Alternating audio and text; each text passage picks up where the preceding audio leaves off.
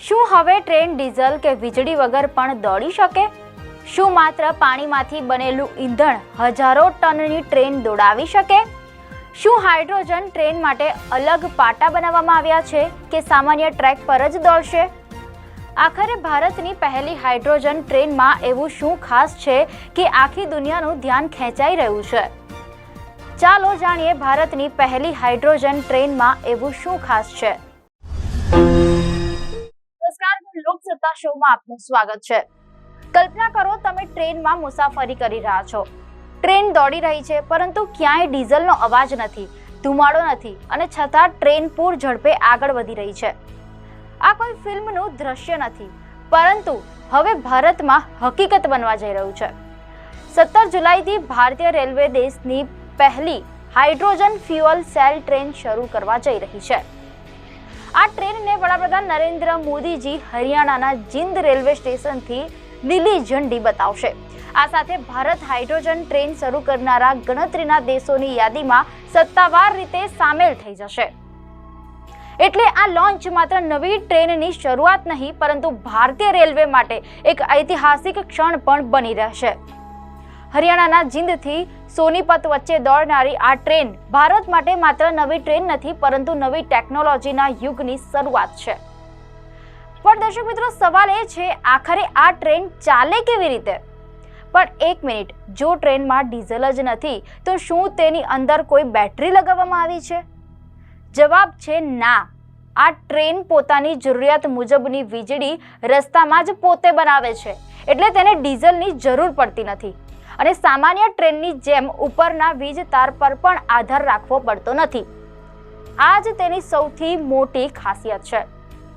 આ ટ્રેનમાં diesel engine નથી, તેના બદલે હાઇડ્રોજન ફ્યુઅલ સેલ લગાવવામાં આવ્યો છે. જ્યારે હાઇડ્રોજન અને હવામાં રહેલો ઓક્સિજન એકબીજા સાથે પ્રતિક્રિયા કરે છે ત્યારે વીજળી ઉત્પન્ન થાય છે. એ જ વીજળી ટ્રેનના મોટરને ચલાવે છે અને સૌથી ચોંકાવનારી વાત, આ પ્રક્રિયા દરમિયાન કાળો ધુમાડો નહીં, કાર્બન નહીં, પરંતુ માત્ર પાણીની વરાળ બહાર આવે છે. એટલે આ ટ્રેન પર્યાવરણ માટે પણ ઘણી અનુકૂળ માનવામાં આવે છે. હવે તમને લાગતું હશે કે આવી ટ્રેન માટે કદાચ અલગ પાટા બનાવવામાં આવ્યા હશે, પણ એવું નથી. આ ટ્રેન સામાન્ય રેલવે ટ્રેક પર જ દોડશે. બદલાવ માત્ર એન્જિન અને તેની ટેકનોલોજીમાં કરવામાં આવ્યો છે. હવે સૌથી મોટો સવાલ, આટલી મોટી ટ્રેનમાં હાઇડ્રોજન ભરાશે ક્યાંથી? તે માટે જીંદ સ્ટેશન પર ખાસ ગ્રીન હાઇડ્રોજન પ્લાન્ટ બનાવવામાં આવ્યો છે. અહીં પાણીમાંથી હાઇડ્રોજન તૈયાર થાય છે, તેને હાઈ પ્રેશર ટાંકીમાં સંગ્રહ કરવામાં આવે છે અને પછી ખાસ ફ્યુલિંગ સિસ્ટમ દ્વારા ટ્રેનમાં ભરવામાં આવે છે. આ ટ્રેનમાં 10 ડબ્બા હશે. લગભગ 682 મુસાફરો મુસાફરી કરી શકશે અને તે દરરોજ જીંદથી સોનીપત વચ્ચે નિયમિત સેવા આપશે. મીડિયા અહેવાલ પ્રમાણે રેલવે મંત્રાલયના જણાવ્યા અનુસાર આ ટ્રેન દરરોજ જીંદ અને સોનીપત વચ્ચે 2 ફેરી લગાવશે. સવારે 7:40 વાગે જીંદથી નીકળીને 9:40 વાગે સોનીપત પહોંચશે અને ત્યારબાદ સવારે 10:40 વાગે સોનીપતથી પરત ફરીને બપોરે લગભગ 1 વાગે જીંદ પહોંચશે. દરરોજ કુલ લગભગ 356 કિલોમીટરનું અંતર કાપતી આ ટ્રેન નિયમિત મુસાફરોને પણ સ્વચ્છ અને આધુનિક મુસાફરીનો નવો અનુભવ આપશે. ખાસ વાત એ છે કે જર્મની, જાપાન, ચીન અને અમેરિકા જેવા થોડા જ દેશો પાસે આવી ટેકનોલોજી છે. હવે ભારત પણ આ યાદીમાં સામેલ થઈ રહ્યું છે. પણ અહીં એક સવાલ વધુ થાય, આખરે હાઇડ્રોજન ટ્રેન અને સામાન્ય ડીઝલ કે ઇલેક્ટ્રિક ટ્રેનમાં સૌથી મોટો ફરક શું છે? ડીઝલ ટ્રેનમાં ઈંધણ બળે છે, જેના કારણે ધુમાડો અને કાર્બન ઉત્સર્જન થાય છે. ઇલેક્ટ્રિક ટ્રેનને સતત ઓવરહેડ વીજ લાઇનની જરૂર પડે છે, પરંતુ હાઇડ્રોજન ટ્રેનમાં એવું નથી. તેમાં હાઇડ્રોજન ફ્યુઅલ સેલ પોતાની જાતે જ વીજળી ઉત્પન્ન કરે છે, એટલે કે ટ્રેનને ડીઝલની પણ જરૂર પડતી નથી અને દરેક જગ્યાએ વીજળીના તાર પર પણ નિર્ભર રહેવું પડતું નથી. સૌથી મોટી વાત એ છે કે તેના કારણે પ્રદૂષણ પણ ખૂબ જ ઓછું થાય છે. એટલે આ માત્ર નવી ટ્રેનની શરૂઆત નથી, પરંતુ સ્વચ્છ ઉર્જા, આધુનિક ટેકનોલોજી અને ભારતીય રેલવેના નવા ભવિષ્યની શરૂઆત છે.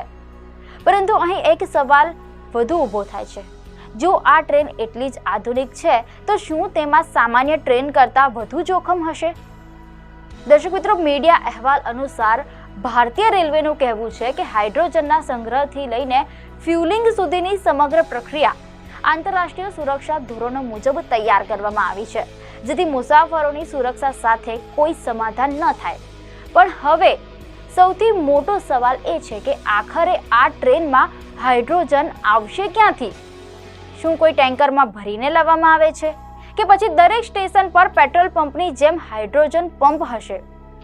જવાબ છે ના.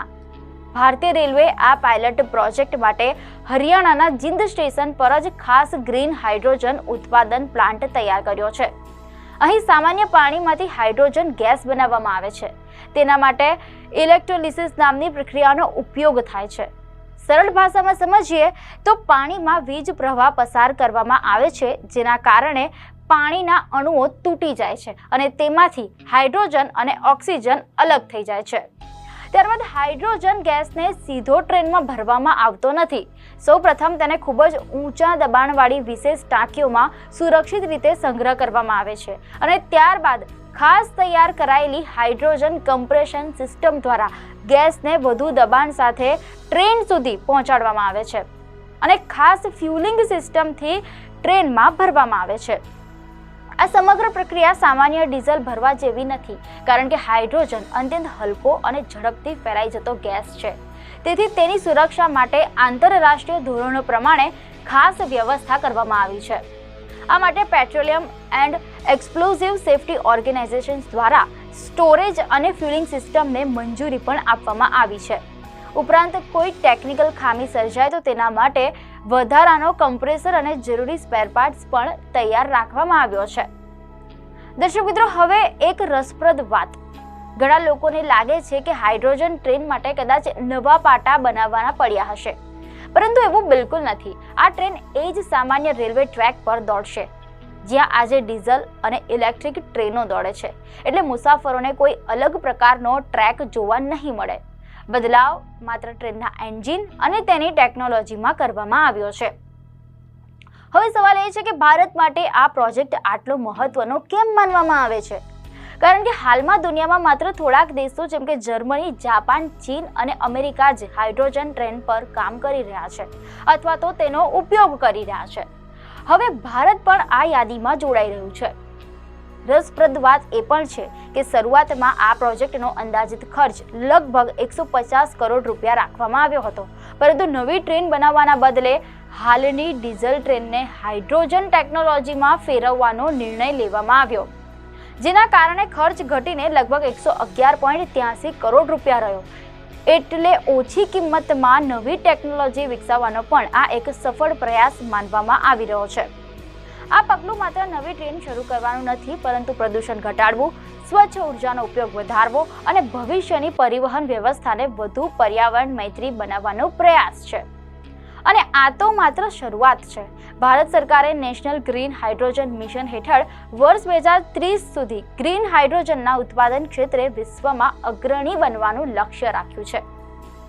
પણ સૌથી મોટો સવાલ હવે એ છે કે શું આ માત્ર એક ટ્રેનની શરૂઆત છે કે પછી ભારતીય રેલવેના ભવિષ્યની? દર્શક મિત્રો, જો આ પાયલટ પ્રોજેક્ટ સફળ રહેશે તો આવનારા વર્ષોમાં દેશના અનેક રૂટ પર આવી હાઇડ્રોજન ટ્રેનો દોડતી જોવા મળી શકે છે. એટલે કે ભવિષ્યમાં ડીઝલના ધુમાડાની જગ્યાએ સ્વચ્છ ઉર્જાથી દોડતી ટ્રેનો સામાન્ય વાત બની શકે છે. એટલે કહી શકાય કે જીંદથી સોનીપત સુધી શરૂ થનારી આ ટ્રેન માત્ર બે શહેરોને જોડતી નથી, પરંતુ ભારતને સ્વચ્છ ઉર્જા, આધુનિક ટેકનોલોજી અને આત્મનિર્ભર ભવિષ્ય તરફ પર પણ આગળ લઈ જઈ રહી છે. હવે જોવાનું એ રહેશે કે ભારતની આ પહેલી હાઇડ્રોજન ટ્રેન કેટલી સફળ સાબિત થાય છે, કારણ કે તેની સફળતા નક્કી કરી શકે છે ભારતીય રેલવેના આગામી દાયકાની દિશા. દર્શક મિત્રો, આપને માહિતી સારી લાગી હોય તો વિડીયોને લાઇક અને શેર કરજો, ચેનલને સબસ્ક્રાઇબ કરજો.